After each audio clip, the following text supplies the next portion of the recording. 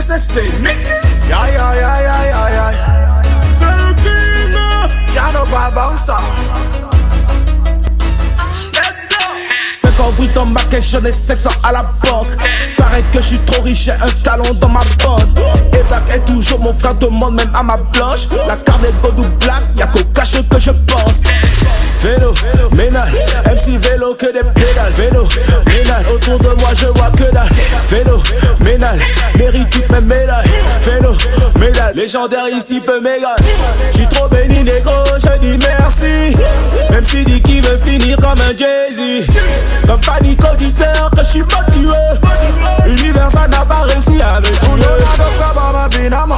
On n'a pas de génie, on t'a quoi vu que là n'a encore.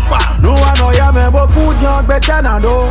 Betanando, noa clou non, betanando. On n'a pas de on n'a pas de génie, on t'a quoi vu que là n'a encore.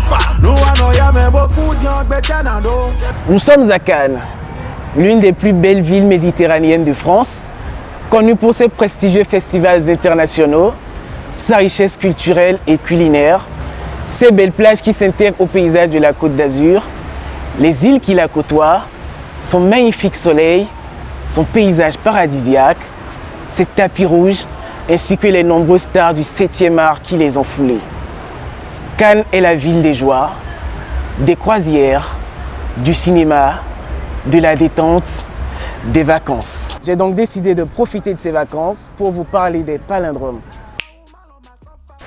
Méconnu du grand public, le palindrome est une figure de style qui désigne un mot ou groupe de mots pouvant être lu de la gauche vers la droite et de la droite vers la gauche. Il peut être nominal, numéral et phonétique. Leur histoire remonte à 70 années après Jésus-Christ. Le premier palindrome a été trouvé sous forme de graffiti Herculanum en Rome antique. Le plus célèbre est d'ailleurs en latin. Sator, arepo, tener, opera, rotas. Ce qui veut dire le semeur arepo tient les roues avec effort. Ils seront par la suite utilisés dans la littérature, notamment en poésie, et se feront populariser dans la moitié du XXe siècle par le groupe littéraire Oulipo, ou voire de littérature potentielle.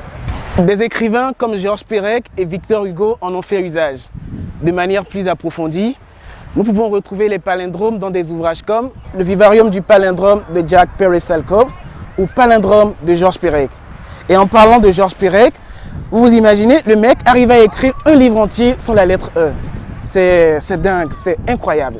En guise d'exemple, nous pouvons citer des palindromes comme Ève, Laval, Radar, Ressassé. Ou des phrases comme Ésope reste ici et se repose, un roc lamina l'animal cornu, ou la mariée ira mal. Le palindrome est un casse-tête qui au fond demeure passionnant et très ludique. Qui vous a dit qu'avec les mots, on ne pouvait pas faire des calculs ou des ajustements? Bonne semaine et surtout, n'oubliez pas de garder le sourire.